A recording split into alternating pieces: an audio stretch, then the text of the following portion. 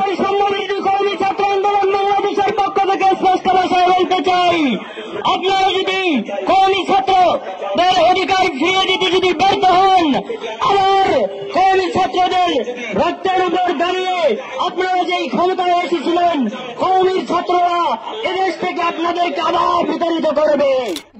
বাংলাদেশের কেন্দ্রীয় সংগঠক ফজলুল করিম।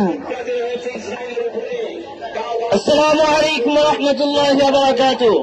প্রিয় উপস্থিত ভাই আমার, আজকে দুঃখের সহিত বলতে হয়, গত 9 মাস আগে দেশকে আমরা স্বাধীন করেছিলাম একটি বৈষম্য মুক্ত বাংলাদেশ এদেশের মানুষকে উপহার দেওয়ার জন্য। আজকে আমরা কি দেখতে পেলাম? সকলকে সকলের অধিকারকে ফিরে দেওয়া হচ্ছে। কওমি মাদ্রাসার ছাত্রদের সনদের কার্যকারিতা নিয়ে কোনো কথা উঠছে না।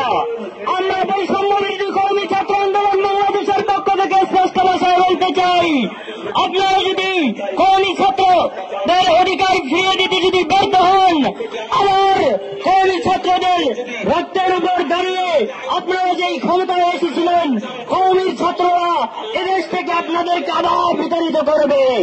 সর্বশেষ আরেকটি কথা বলতে চাই, খুনিরা যে এদেশের মানুষকে খুন করেছে, বিগত 9 মাস অতিবাহিত হওয়ার পরেও তাদের কোনো বিচারের আওতায় আনা হয়নি। আমরা বৈষম্য বিরোধী কওমি ছাত্র আন্দোলন বাংলাদেশের পক্ষ থেকে বলতে চাই, অতি দ্রুত তাদেরকে বিচারের আওতায় আনেন। আর বলতে চাই, যারা এই স্বৈরাচার হাসিনাকে বাংলাদেশে পুনর্বাসন করতে চান, তাদেরকে বলতে চাই, কওমি ছাত্রদের রক্তের উপর দাঁড়িয়ে তাদেরকে এদেশে প্রতিষ্ঠিত করতে হবে। এই বলে আমি আমার বক্তব্য শেষ করছি। নাসরুল্লাহ ফাতহুন করিম।